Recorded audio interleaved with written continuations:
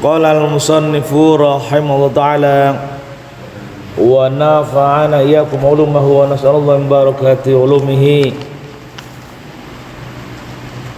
Bayanut thariq fi riyadhatis sibyan fi awwali nusu'ihim wa wajhu ta'dibihim wa tahsinu akhlaqihim.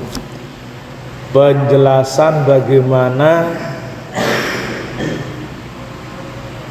melatih anak kecil di masa awal pembentukannya,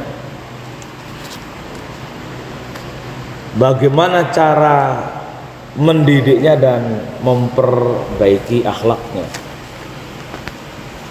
Jadi ini penting bagi kita sebagai orang tua, bagaimana penjelasan Rasulullah SAW melalui beberapa hadisnya dan juga memulai dari beberapa catatan para ulama, bagaimana cara mendidik atau membekali anak kecil dengan pendidikan yang baik.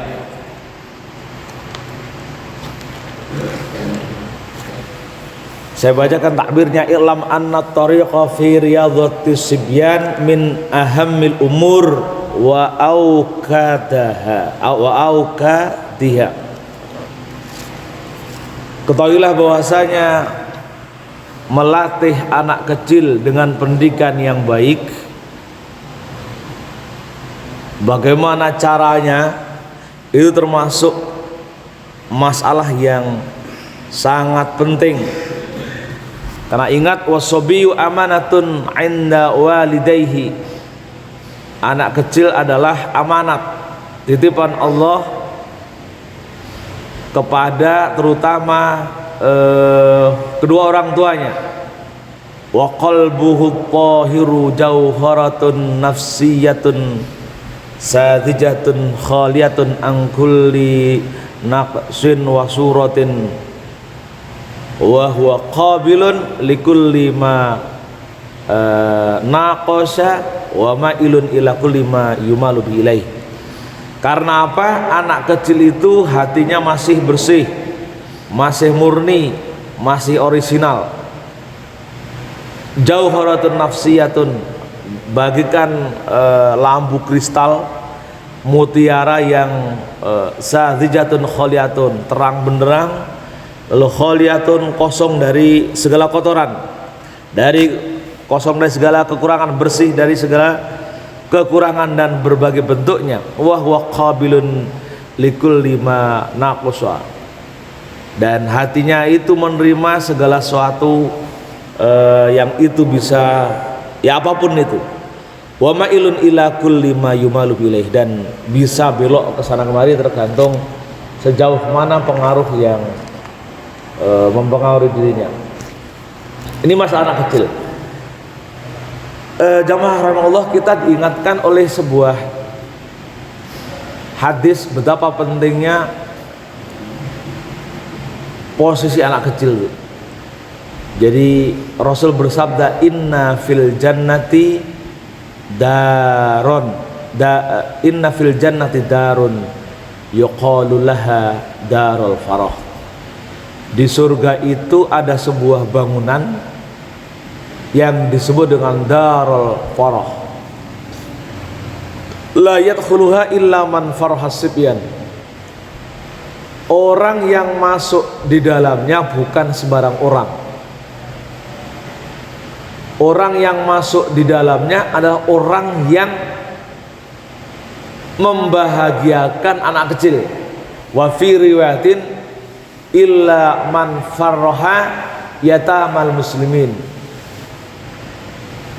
Yang masuk di dalamnya bukan orang sembarangan, selain dia harus memenuhi syarat tertentu, yaitu orang yang menjaga, membahagiakan, mendidik anak-anak kecil, atau di riwayat yang lain mendidik anak-anak yatimnya orang muslimin.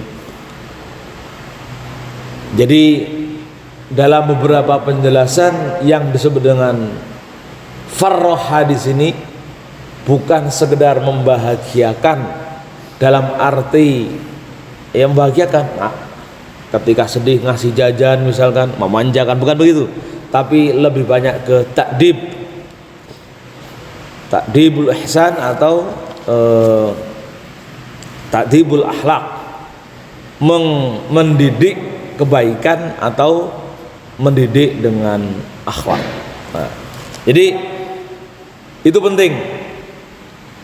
Jadi bagi para pecinta anak-anak kecil dalam arti yang mengoptimalkan perannya dalam mendidik anak-anaknya, maka kemudian dipesankan atau dibangunkan oleh Allah di surga itu sebuah bangunan kecil, bagian dari surga.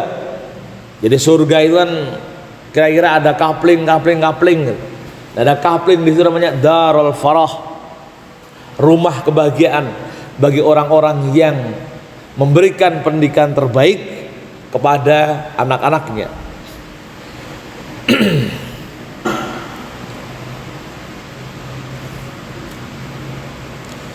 Kenapa? Karena sebagai orang tua dengan penuh kesadaran bahwasanya anak kecil itu hatinya, mentalnya tergantung siapa yang mempengaruhinya. Fa inna audal khairi wa ilmuhu nasha alaihi wa sa'ida fid dunya wal akhirah wa syarakahu fi thawabihi abawahu wa kullu muallimin lahu wa mu'addibun. Kembali tidaknya hatinya pada kebaikan itu tergantung pada siapa yang mempengaruhinya, siapa yang membahagiakan di dunia dan akhirat, siapa yang terlibat di dalamnya, maka wasyarakahu fi thawabihi, tergantung di dalamnya, atau apa, syarakahu, pahala yang menyertainya, balasan yang menyertainya itu adalah abawahu, pertama bapaknya, kedua orang tuanya, wa kullu muallimin, dan gurunya, wa muaddibun, dan pendidik. Nah, jadi anak kecil itu akan memiliki pengaruh, maka orang tuanya, gurunya, pendidiknya itu menyertai dalam investasi kebaikannya. Jadi dia akan mendapatkan pahala terus, ya orang tuanya, ya gurunya. Bayangkan saja misalkan bahagia orang tua yang memberikan pendidikan pertama kali, misalkan ngajari baca Fatihah. Kita sempet gak dulu ngajari anak kita membaca Fatihah? Sempet gak ya? Bayangkan kalau Fatihah itu dipakai kan, kalau anaknya sholat maka tiap hari dibaca berapa kali? 17 17 itu 17 kan itu. Kalau kita ngajari ini sering lupa, kita serahkan ke guru ngaji, padahal kalau hanya ngajarin Fatihah kita bisa kan gitu ya. Padahal setiap hari kalau dia sholat, maka tiap hari anak itu akan membaca 17 kali. Ingat hadis yang kemarin saya sampaikan, man sanna sunnatan hasanatan falahu ajrun wa ajru man amila biha min ghairi ayyang kuso ujuroha. Barang siapa memberikan sesuatu yang terbaik atau kebaikan, memulai sebuah kebaikan, lalu kebaikan itu diikuti oleh yang diajari kebaikan itu, maka baginya dia dapat pahala ya, dapat pahala sebagaimana dia dapat pahala. Jadi kalau anak itu kemudian sholat membaca Fatihah dapat pahala membaca Fatihah dalam sholat, maka kita yang ngajarin, baik orang tuanya, baik ustadznya, dapat pahala min ghairi ayyang kuso ujura, tanpa mengurangi apa namanya pahala dia. Wah, kan gitu. Maka kadang rugi, kadang rugi. Kenapa pahalanya diserahkan ke ustadz? Kan itu ya, rugi sebenarnya. Yang masih punya anak kecil atau punya anak kecil, cucu, kok sama kita kesempatan latih membaca suratul Fatihah. Dah itu bekal. Selama dia mendirikan sholat, maka kita akan dapat pahala. Kan itu. Jadi orang tua ya, wasyarakahu fi thawabihi abawahu wa kullu muallimin lahu wa muaddibin. Jadi orang tuanya, gurunya, pendidiknya akan senantiasa mendapatkan pahala terus, kan dia memberikan pendidikan kebaikan kepada anaknya, kepada muridnya. Itu yang membahagiakan. Maka manfaatkan betul. Jazakallah. Jadi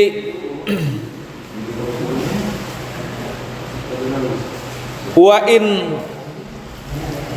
inna auda syarri wa ahmala ihmal bahaim syaqa wa halaka. Jadi kalau anak itu kemudian kembali atau memiliki tabiat yang buruk, dinasehati abai, jublek, dablek, seperti dableknya binatang ternak, dipanggil, diajari nggak dengerin, syaqa wa halaka, maka itulah kehancurannya dan penderitaannya. Wa kanal wizru fi raqbatil qayyim alaihi, maka dosa itu akan menjadi dekat sekali dengan kita yang melakukan pengabdian terhadap itu. Wa qad qala Allah Ta'ala ya ayyuhalladzina amanu qu anfusakum wa ahlikum nara. Allah berpesan, qu anfusakum wa ahlikum nara. Hai orang-orang yang beriman, jaga dirimu dan keluargamu dari siksa api neraka. Jadi ini pesan Allah. Jadi jangan lupa kita untuk menjaga keluarga kita dari siksa api neraka. Dengan cara apa? Dengan peduli terhadap mereka, beri pendidikan yang terbaik. Diberi dengan pendidikan yang terbaik. Apapun itu, jangan abai. Kalau kita sudah melakukan atau memberikan pendidikan terbaik, nah, baru kemudian kita sempurnakan atau kita iringi dengan doa, atau kita iringi dengan sedekah, atau kita iringi dengan apapun itu untuk mendukung agar kebaikan-kebaikan yang diajarkan itu melekat pada diri anak-anak kita. Nah, Rasul bersabda, manahala walidatun waladahu min adabin hasanin. Pemberian orang tua kepada anak yang terbaik bukanlah dalam bentuk harta benda, bukan dalam bentuk warisan yang banyak, bukan dalam bentuk kekayaan, tapi adabin hasan, tapi pendidikan yang baik, pendidikan akhlak. Jadi itu pemberian terbaik. Jadi seyogianya kita tidak perlu berbangga jika kita meninggalkan banyak kekayaan, meninggalkan banyak harta benda, tapi anak menjadi tidak berpendidikan. Kita meninggalkan harta yang banyak, kita mati, habis itu anak-anak rebutan. Sebelum jenazah dikuburkan sudah langsung bahas, jatahku dapat berapa, aku dapat apa. Wes, itu dah paling menyedihkan. Paling menyedihkan, mayat belum dikubur, anak sudah ribut masalah warisan. Anak cucu sudah berebutan, berantem gara-gara bagi-bagi warisan.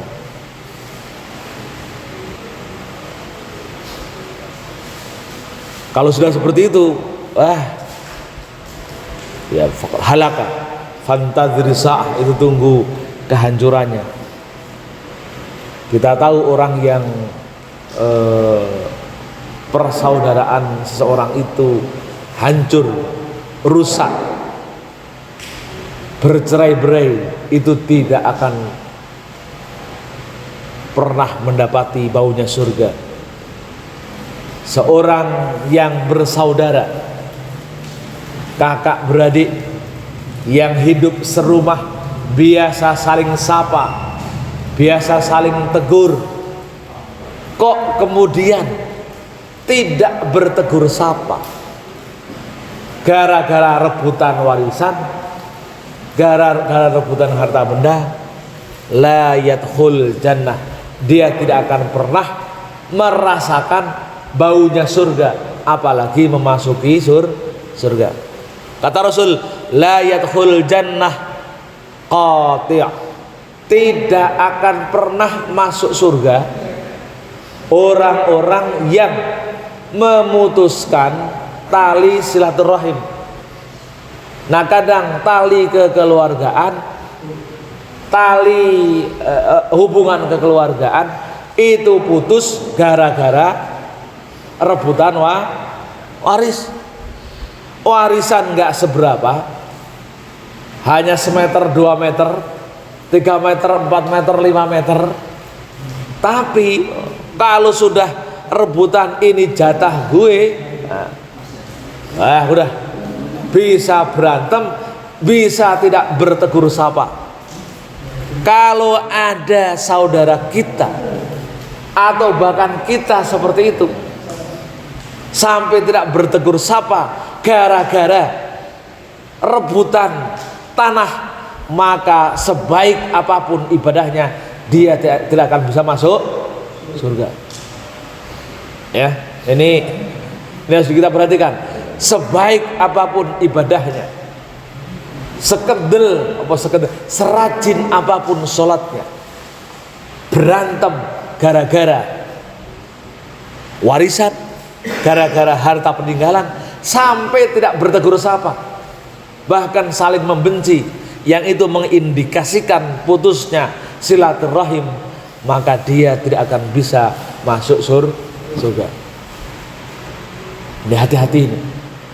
Gara-gara semeter, apa tadi, 2 meter lahan yang jadi rebutan, lalu putus hubungan keluargaan, tidak akan masuk surga. Jadi sudah tanda-tandanya kelihatan. Jadi sebaik apapun, ini kata-kata Rasul ya, sebaik apapun ibadahnya, serajin apapun sholatnya, kalau keluarga putus atau dia memutuskan tali kekeluargaan, maka tidak akan pernah mendapati baunya surga. Jadi kalau kita punya saudara begitu, ingatkan, atau kita bagian dari itu, ya kita harus bertaubat.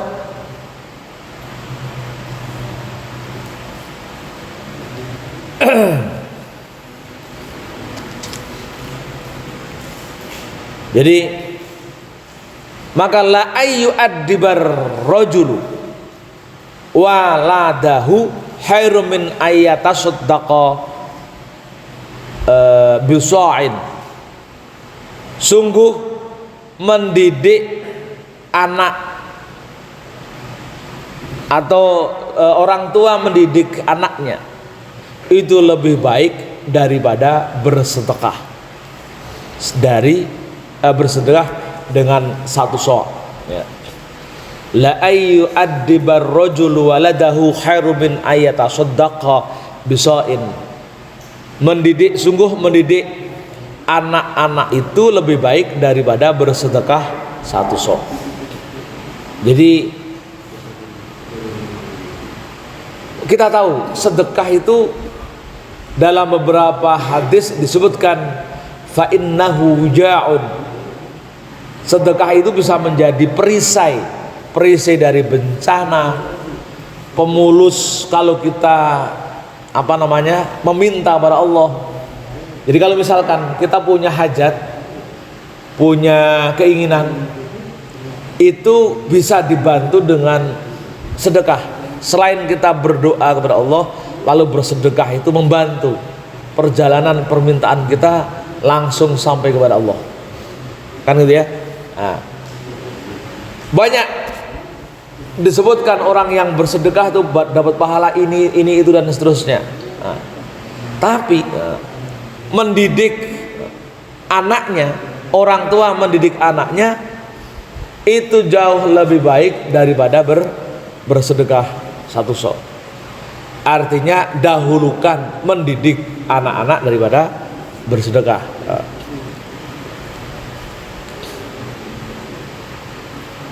Di perintah Rasul itu jelas, akrimu auladakum wa ahsinu adabahum. Muliakanlah anak-anakmu dan perbaiki adab mereka. Jadi perintah-perintah yang menunjukkan bahwasanya tarbiyatul aulad, pendidikan pada anak itu adalah penting, ya. Wa mahma kana al-ab yasunuhu an-narid dunya fa bi ayyasunahu an-nar akhirah aula wa siyanatuhu bi ayyu adibahu wa yuhadzibahu wa yu'allimahu mahasinal akhlaq wa yahfadhahu minal qurana isu wa la ya'uduhu wa la yu'awwidahu tana'um wa la yuhabbib ilaihi zinah wa asbabur rafahiyah fayudhayyi'u umrahu fi talabiha idza kaburo. Jadi orang tua bertanggung jawab melakukan mencetak anak-anaknya menjadi anak yang baik. Orang tua memiliki tanggung jawab menjadikan anak-anaknya memiliki kepribadian yang baik sehingga terhindar dari perilaku-perilaku yang mampu menjerumuskan mereka kepada neraka, baik neraka dunia maupun neraka akhirat. Dan maksudnya ya neraka itu kan kadang definisinya sesuatu yang membuat kita sengsara.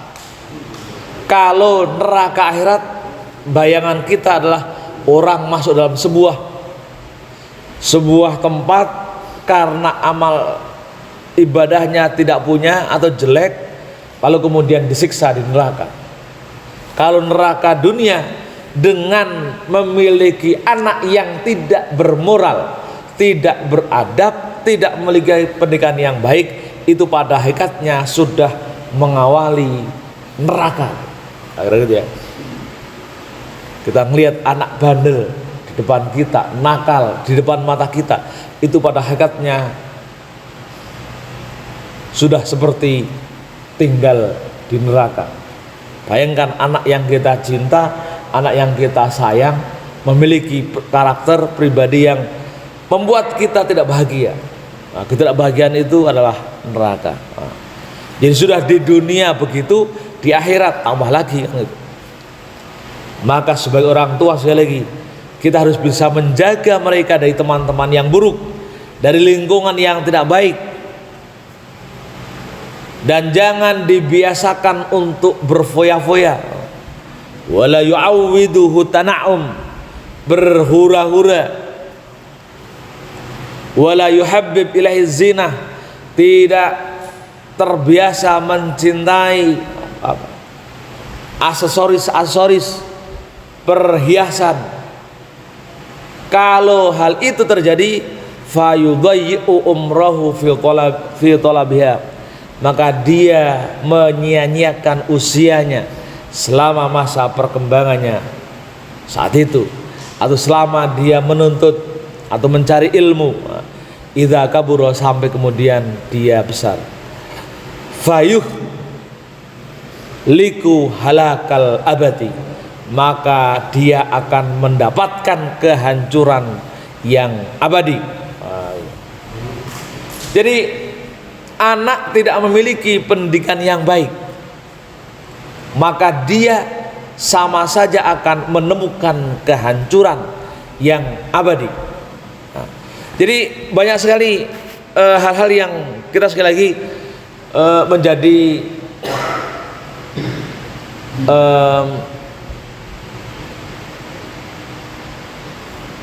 terhadap anak kecil yang berada di sekitar kita atau anak kita, untuk memberikan pendidikan yang terbaik, untuk memberikan bekal kebaikan selama bersama dengan kita. Kalau kita nggak mampu, berikan pada orang lain, ke pesantren, ke lembaga pendidikan dan seterusnya. Kenapa? Kalau itu dibiarkan, maka fayuhliku halak, maka dia akan menuju pada kehancuran. Kehancurannya jelas. Ini menjadi tanggung jawab kita. Kita sebagai orang tua, sekali lagi, tanggung jawab kita. Membiarkan itu terjadi, maka sama dengan menjerumuskan anak-anak ke dalam jurang kehancuran.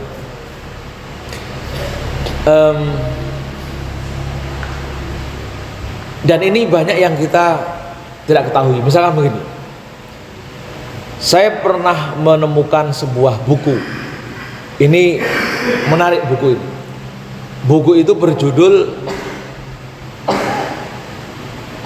Otak Sejuta Gigabit. Jadi ada buku khusus tentang otak anak, perkembangan kecerdasan anak. Lalu di dalamnya itu ada salah satu penjelasan begini. Ini perhatian untuk kita, betapa kita itu memarahi seorang anak itu punya dampak yang merugikan anak, bahkan berbahaya. Jadi otak itu setiap hari mengalami perkembangan, mengalami pertumbuhan yang saraf-saraf dalam otaknya itu berkembang ratusan saraf tumbuh secara baik di dalam otak itu, bahkan bisa ribuan tiap hari. Kalau dia diberikan rangsangan secara baik, dimotivasi, pokoknya ada rangsangan, pujian, dihargai, dididik, maka otak itu akan berkembang baik, maka kemudian besar lalu memadat. Nah, ketika seorang guru atau orang tua atau orang yang dihormati anak itu marah atau kadang mukul atau kadang memelototi, yang paling rendah marah secara verbal saja, marah, ngomong kata-kata keras, itu dalam buku Otak Sejuta Gigabit itu disebutkan, maka saat itu perkembangan saraf otak anak itu berhenti. Jadi gara-gara kata-kata yang tidak baik dari orang yang dicintai, orang yang dekat dengannya, maka saat itu menghentikan perkembangan saraf. Nah, kalau sampai kemudian memukul, sampai kemudian ada aktivitas fisik, kemarahan kita pada anak tidak hanya menghentikan perkembangan saraf, tapi memutus saraf-saraf yang terbangun itu, ya putus. Maka anak yang hidup dan besar dalam kemarahan, maka dia tidak akan pintar, dia tidak akan cerdas, Itu bahayanya salah didik pada anak. Satu sisi dia cerdas karena bisa menyerap apa saja, tapi kemudian ketika mendapati guru atau mendapati orang tua yang tidak tepat, maka kecerdasannya bisa terhambat. Itu penjelasan dari seorang penulis buku orang Amerika, namanya Mark Weiss. Jadi baru otak, bayangkan, kita bisa memikirkan, mengevaluasi berapa banyak kita marah pada anak. Maka sekali marah itu menghentikan perkembangan positif saraf otak anak. Marah, apalagi sampai memukul. Maka orang tua yang seperti ini itu juga tidak akan bisa masuk tadi yang disebut dengan darul faroh, karena dia tidak memberikan pendidikan yang baik kepada anak, sering marah pada anak. Jadi baru sebatas marah, belum yang lainnya. Maka kalau bisa kita jangan sampai marah. Maka Rasul itu ya dulu ketika mengenai dampak marah itu, Rasul kan sampai 3 kali mengatakan la taghdab, la taghdab, la taghdab, sampai 3 kali. Jangan kamu sampai marah, jangan kamu marah, jangan kamu marah. Karena memang dampaknya luar biasa terhadap orang yang diajak bicara. Kalau itu anak kecil, maka kemarahan itu bisa memutus memutus perkembangan saraf. Dari kita yang marah, kalau punya darah tinggi, makin sering marah, makin tambah naik, ya, langsung tensinya meningkat. Sesuatu peningkatan yang tidak baik adalah ketika tensinya naik. Maka la taghdab, la taghdab, la taghdab. Diingatkan betul, jangan sampai marah, jangan sampai marah. Apalagi kalau marah itu sampai misalkan dalam sedekah sampai menyebut kebaikannya. Ini kalau misalkan, ini kalau nggak ada saya, misalkan begitu ya, masjid ini nggak jadi, wah udah itu membatalkan sedekah. La tubtilu shadaqatikum bil manni wal adza. Jangan kalian batalkan sedekah kalian dengan apa tadi? Menyebut-nyebut kebaikan kamu dan menyakiti. Kalau bersama saudara, kemarahannya sampai memutus hubungan keluarga, tidak masuk surga, kan begitu. Jadi marah itu menjadikan otak kita tertutup dari kebenaran. Maka para guru kita dulu ketika ngajari, kalau kamu marah nggak bisa mengendalikan, tinggalkan sesuatu yang dimarahin itu. Kalau bisa wudhu, ambil air wudhu, kan dia biar redam. Ambil air wudhu lalu sholat sunat 2 rakaat untuk mengendalikan itu kalau bisa.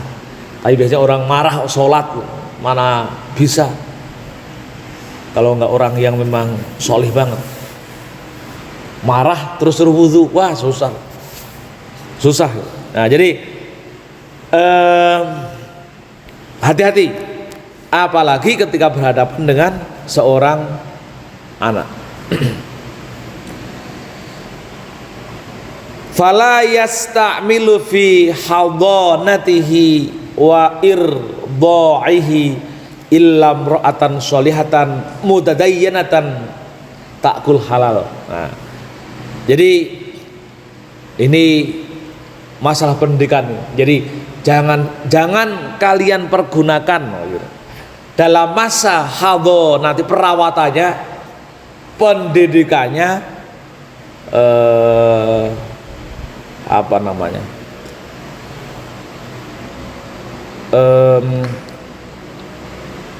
memberikan makannya, kecuali bersama dengan perempuan yang solihah, yang dia beragama dan juga terbiasa makan makanan yang halal. Maksudnya gini, cari istri yang solihah, gitu ya. Jadi kalau misalkan ini pentingnya bagi kita sebagai orang tua mencarikan pasangan anak-anak kita, anak-anak yang berpendidikan, tahu tentang pendidikan akhlak, atau pasangan yang soleh ataupun solihah. Kan itu. Kenapa ya? Ya pendidikan, lagi-lagi pendidikan. Jadi mencari pasangan baik istri ataupun suami anak kita, kenapa perlu suami atau pasangan yang soleh? Karena dia bisa mendidik cucu kita, bakal calon cucu kita, sehingga dia bisa juga memperbaiki anak kita kalau kita sedang lalai, atau mengingatkan anak kita kalau sedang lalai, kan begitu ya. Kalau punya anak bisa memberikan pendidikan terbaik pada anak. Ketika dia lalai melakukan kejahatan atau dosa, diingatkan, kan itu pentingnya. Maka carilah pasangan yang beragama. Kaya penting, tapi tidak sepenting agama. Cantik penting, tapi lebih penting agama. Bernasab baik juga penting, tapi lagi-lagi yang terpenting adalah beragama. Jika ada dua pilihan, banyak pilihan. Jika dia kaya, dia cantik, dia nasabnya baik, dia berpendidikan, beragama, jika semuanya pada dirinya hanya ada satu, maka carilah yang paling baik agamanya, maka itu akan selamat. Ya saya kira kita semua tahu, kadang kita sering menginginkan punya mantu yang kaya, rata-rata kita begitu. Tapi padahal jauh lebih penting mantu yang beragama. Dia akan bisa menjaga rumah tangganya dari siksa api neraka. Anaknya bisa dapat pendidikan yang terbaik, pasangannya bisa diingatkan ketika keluar dari jalur dan seterusnya.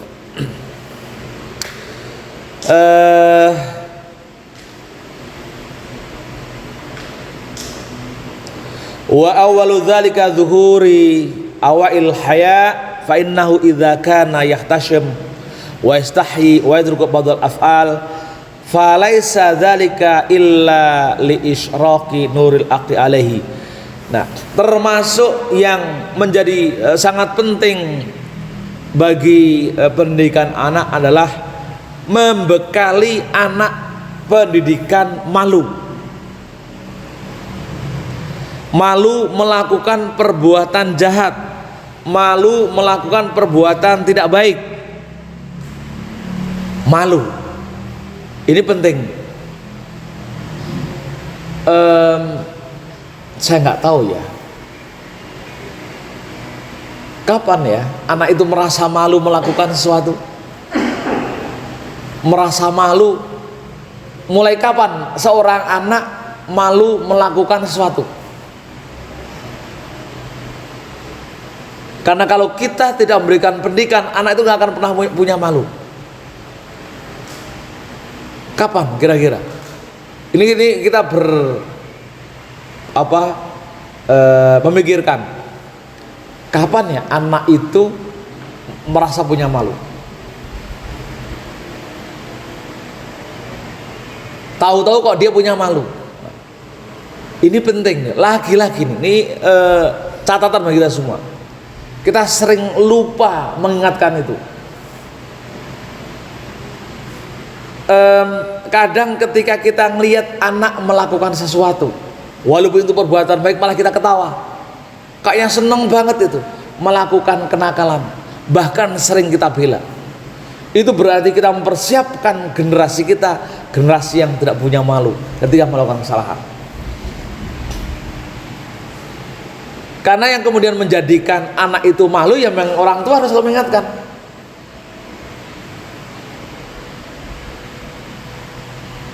Ketika dia berantem Seperti apa sikap kita ketika anak kita berantem? Kok didiamin saja? Kok kemudian malah kita ketawa, wah anak saya menang ketika berantem? Itu tidak memberikan pendidikan malu pada anak.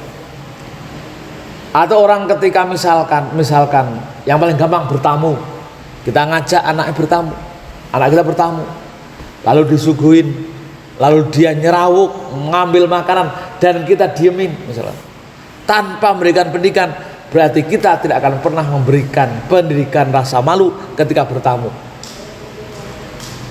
Ketika pergi ke masjid, kita ajak anak kita, anaknya serakatan ke sana kemari, dan kita nggak tegur, nggak kita ingatkan, berarti kita tidak memberikan pendidikan malu ketika di tempat ibadah, dan seterusnya. Ketika anak tidak sholat, kita tidak ingatkan, berarti kita tidak memberikan pendidikan malu kepada Tuhan, kepada Allah. Jadi komunikasi yang intensif antara orang tua pada anak, yang di situ ada peringatan-peringatan yang disampaikan secara simultan, pada hakikatnya adalah kita sedang memberikan pendidikan malu pada anak.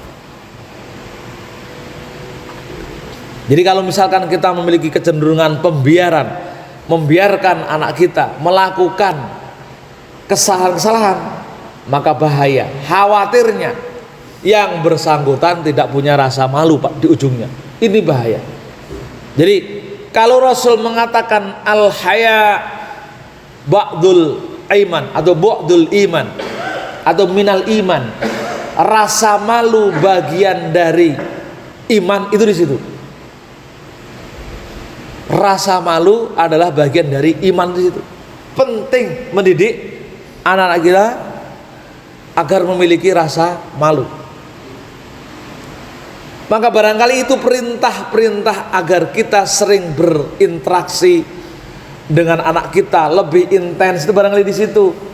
Biar kita sering mengingatkan kalau anak melakukan kesalahan. Biar kita sering mengingatkan kalau anak-anak melakukan kelalaian, melakukan kezaliman, melakukan dosa, diingatkan, jangan dibiarkan. Jadi kalau kita biarkan, sama saja kita sebenarnya berpanen keburukan dan dosa. Khusus hubungan anak dan orang tua. Anak melakukan dosa, maka orang tua mendapatkan royalti dosanya. Sekali lagi nih, anak melakukan kemaksiatan, anak melakukan dosa, dan itu ketika dibiarkan atau kita tidak mendidiknya, maka kita sebagai orang tua dapat royalti dosanya. Hadisnya, man sanna sunnatan sayyi'atan falahu wizrun wa wizru man amila biha min ghairi ayyang qusa auzaraha.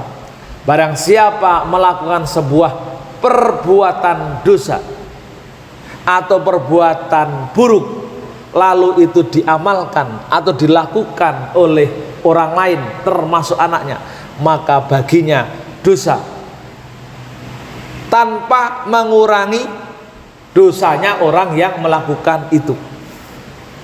Ya, jadi ini khusus untuk anak, itu hati-hati.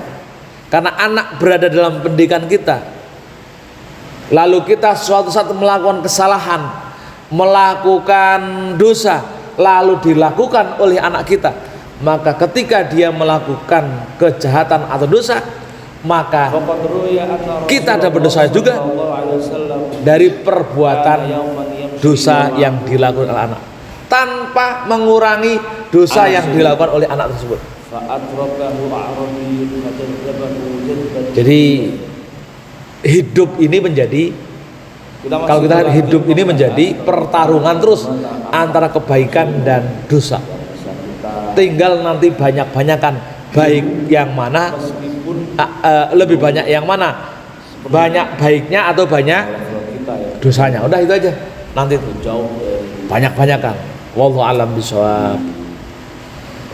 Ya, mudah-mudahan sedikit suatu saat bekali kita semua bagaimana hal-hal yang penting yang perlu dibekalkan kepada anak cucu kita agar mereka menjadi generasi-generasi yang beradab, bermoral, beretika. Sekali lagi, perbuatan baik atau pendidikan yang kita berikan pada mereka akan berinvestasi, akan punya pengaruh pada kita semua. Jika banyaknya kebaikan yang dilakukan pada mereka, maka itu akan mempengaruhi kita. Ketika Rasul mengatakan idza mata ibnu adama in qata'a amaluhu illa min thalath, 3 hal yang menjadikan lalu dia tertarik pada perbuatan atau amal kebaikan itu tidak terputus adalah ketika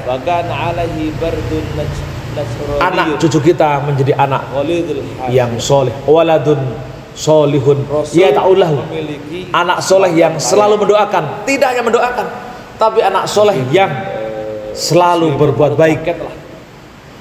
Kalau doa itu kan wujud terakhirnya, tapi perilaku baik itu yang kita harapkan. Kenapa? Karena kebaikan itu akan menjadi royalti, akan menghasilkan royalti bagi kita semua. Selama dia melakukan kebaikan, maka kita akan mendapatkan kebaikannya. Kalau doa kan hanya apa tadi? Seingatnya. Kalau dia ingat ya baru doa. Tapi kalau dia berbuat baik tanpa doa, maka kebaikan itu akan mengalir. Jadi waladun sholihun yata'ulahu itu sebenarnya bukan hanya doanya saja, tapi perilakunya. Karena akhlak baiknya itu akan menjadi royalti bagi kita semua ketika nanti kita sudah menghadap Tuhan yang Maha Esa, ketika kita semua sudah menghadap Allah Subhanahu wa taala. Demikian, mudah-mudahan ini sebagai pengingat kita semua. Mudah-mudahan kita bisa lebih mengoptimalkan pendidikan kita pada anak cucu kita. Barangkali sampai di sini ada yang mau didiskusikan?